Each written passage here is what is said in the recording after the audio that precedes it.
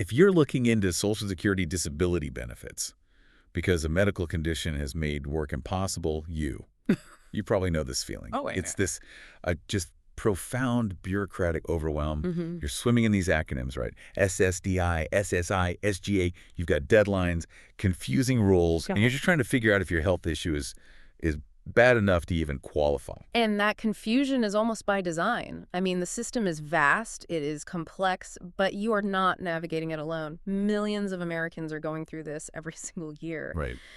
So our mission for this deep dive is to cut right through that complexity. We're going to give you a sharp, tactical roadmap. We've pulled all the latest data, the 2025 and 2026 insights, to get you the critical, actionable nuggets you need to go from confused observer to, well, a well-informed applicant. Okay, let's just jump right in. The very first decision point, and I think it's the biggest source of confusion for everybody, is, are we talking about an insurance model or a needs-based model? Yeah. So SSDI or SSI? That distinction is the foundation of your entire claim. It determines everything. Is your eligibility based on what you've paid in, or is it based on your current financial need? I like to use an analogy here. I think of SSDI, Social Security Disability Insurance, as this. Like the most expensive and most critical long-term insurance policy you've ever paid into. That's a perfect way to put it. It is exclusively for workers who have paid FICA payroll taxes. Your whole career. Exactly. You are literally claiming the insurance benefit you earned. The key here is having enough work credits, which for most people means you've worked and paid taxes for about 5 of the last 10 years before you became disabled. Okay. And what's really crucial is that your benefit amount is based on your average lifetime earnings. Your personal savings, your assets, they don't disqualify you from SSDI. And the health coverage that comes with that is Medicare. Yeah, that's right, Medicare. And this is the catch that just trips so many people up. A waiting period. Exactly, the waiting period. It's not immediate. You have a 24-month gap, and that can be terrifying for someone. It is a significant hurdle. It requires some real planning. Now, if we shift gears completely to SSI, or Supplemental Security Income, this is a different animal. Totally different. This is a needs-based safety net. Your work history is almost irrelevant because this is a federally funded program for the financially vulnerable. So SSI is really the lifeline for people who maybe haven't worked long enough to get those SSDI credits, like a younger adult disabled early on or someone who's been out of the workforce. Precisely. It's for people with very, very limited income and resources. To qualify, you have to meet these super strict financial limits on your assets. And what are those numbers for 2025? So if we look at the 2025 data, the federal benefit rate for one person is $967 a month. $967. And for most people, that's the ceiling. But the huge advantage with SSI is that it usually comes with immediate Medicaid eligibility. That is a game changer. It provides crucial, fast access to care. But that financial vulnerability part, does that mean if I have, say, a modest retirement account saved up, I'm just immediately out for SSI? For SSI, yes, most likely. The asset limits are really strict. We're talking $2,000 for an individual, $3,000 for a couple. And that includes savings accounts, other countable resources. It's why you have to figure out your path early on. Okay, so for the applicant who is really struggling, we have to talk about the mashup. Can you get both?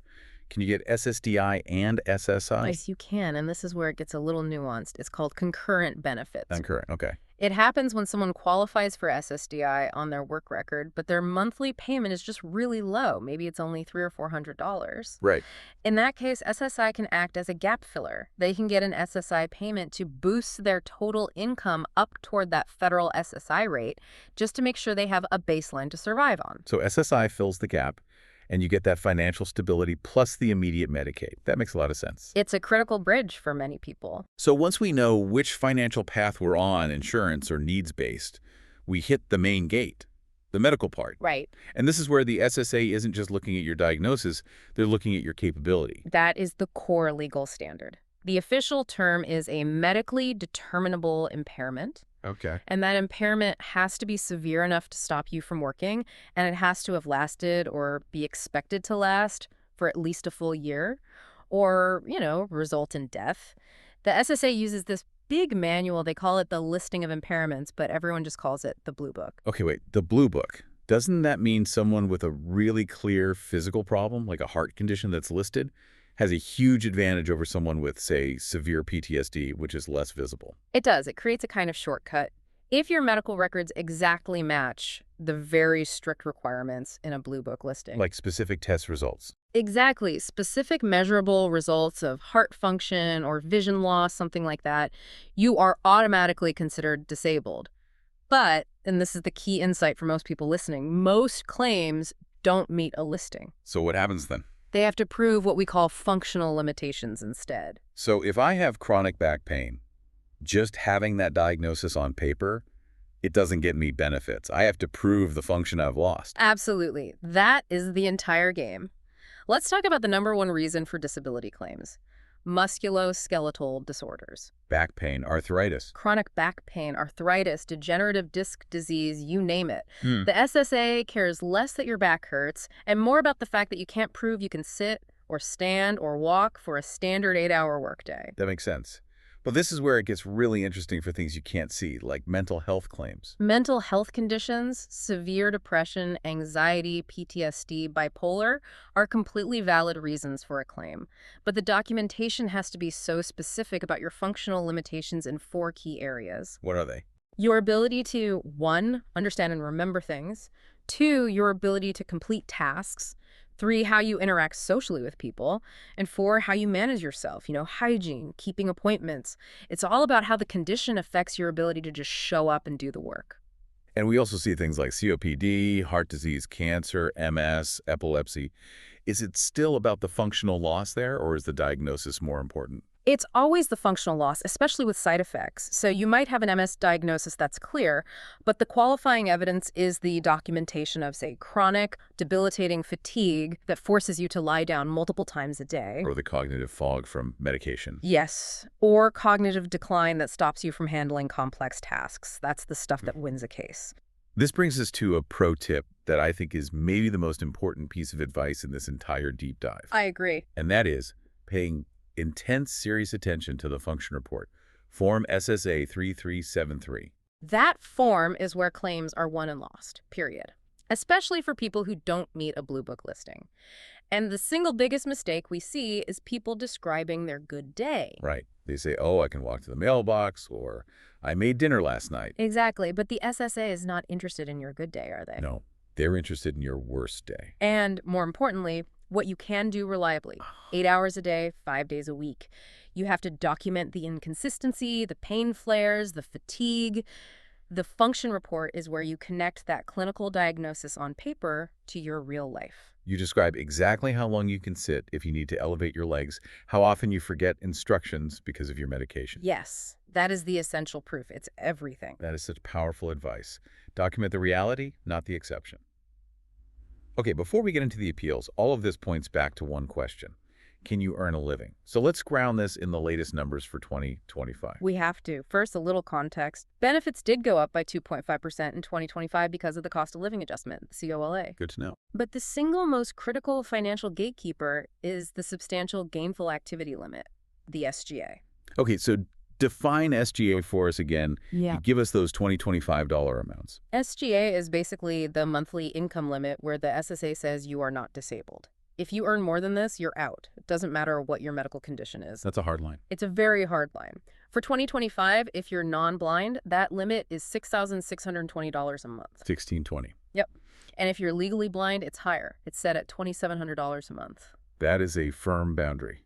But what about trying to go back to work? I know the SSA encourages that. How does the trial work period fit in with those SGA limits? The trial work period, or TWP, is a really important incentive, but it's only for people who are already approved for SSDI. Okay, so this is post-approval. Right.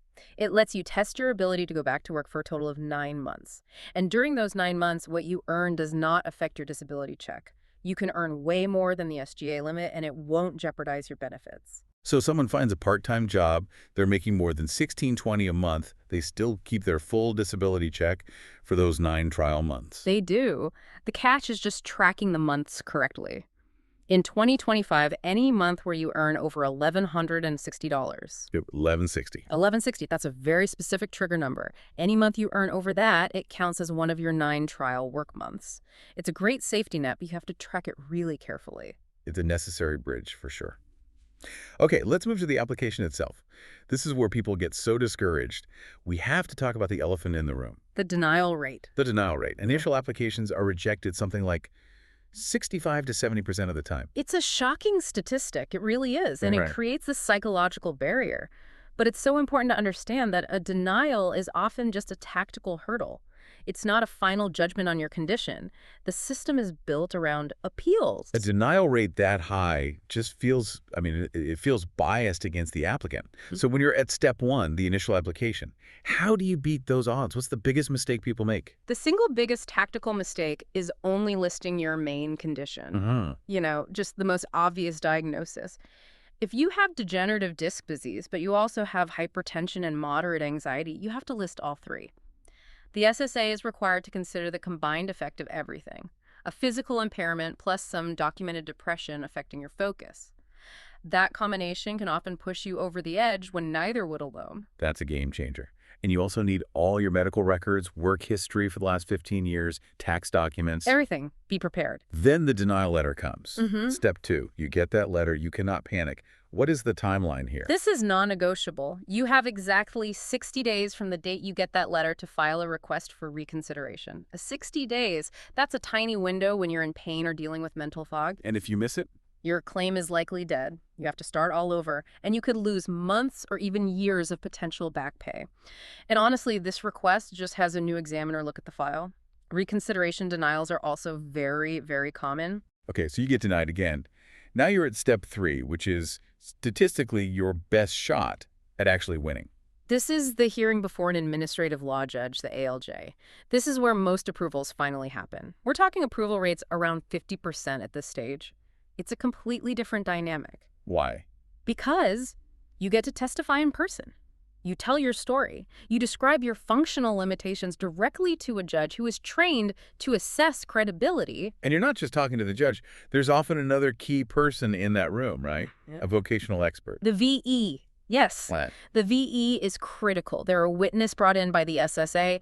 They listen to the judge ask hypothetical questions about your limitations. Like what? The judge will say something like, hypothetically, if an applicant can lift 10 pounds, can sit for 2 hours, but has to recline for 15 minutes twice a day, are there any jobs in the national economy they can do? And the VE has to answer that. Which leads us right into the topic of legal representation. Because facing a judge and challenging a vocational expert sounds like a courtroom. It absolutely is. And the stats are overwhelming. Applicants with legal representation are significantly more likely to be approved. It's not just about knowing the law, it's about understanding the procedural chess moves at that hearing. And making sure those hypotheticals the judge asks are actually accurate. Exactly. A professional is there to make sure the VE is considering all of your limitations, not just the ones the judge remembered to include. Okay, but the number one concern for someone who can't work is money. How can they afford a lawyer? How does that contingency model work? It's a massive relief for the applicant, really. The lawyer only gets paid if you win and you get back pay. So if you lose? They get nothing. Zero. The payment comes directly out of your past due benefits. That's a lump sum you're owed from when your disability started until you were approved. And there are strict federal caps on what they can take. Correct. The standard fee is capped at 25% of that back pay, but it can't go over a federal maximum. That maximum might be $7,200 or $9,200, depending on when you sign the agreement. So even if your back pay is $50,000, the lawyer's fee can't exceed that cap. So beyond just moral support at the hearing, Yeah. what specifically is the lawyer doing to smooth out this process? They are the record specialists. They hunt down missing medical records. They make sure your file is perfectly organized for the judge. They prepare you for the judge's questions. And most importantly, they're the ones who cross-examine the vocational expert. They make sure every single limitation, the need for a cane, the cognitive fog from your meds, the extra bathroom breaks, gets included in the hypothetical. And when you add all that up, it often eliminates all the theoretical jobs the VE was about to list. And that ability to challenge the VE effectively just turns the entire focus back to the functional impairment. Exactly. It makes sure the decision is based on the reality of your life, not a textbook definition of your diagnosis. So what does this all boil down to for the person listening right now who is just starting this process, just feeling completely overwhelmed? The core insight is this. Success in this maze is less about what your diagnosis is called and much more about meticulously documenting your functional limitations. You have to describe the reality of your worst days. And you have to respect those appeal deadlines. That 60-day window is everything. Every doctor's visit, every physical therapy note. It's all ammunition. It's vital documentation of what you can't do. We know this whole process can take a year, sometimes more, before you even get to that critical ALJ hearing. So here's something to think about. Given that the judge's hearing is your absolute best chance to win, what kind of difference does a single, timely piece of new evidence make? Like, what if you present documentation from your doctor right before that hearing, detailing the side effects of a new medication that really impacts your focus or mobility? It's something to consider as you maintain that crucial, continuous documentation trail, because in the end, the SSA can only assess what is formally put in front of them.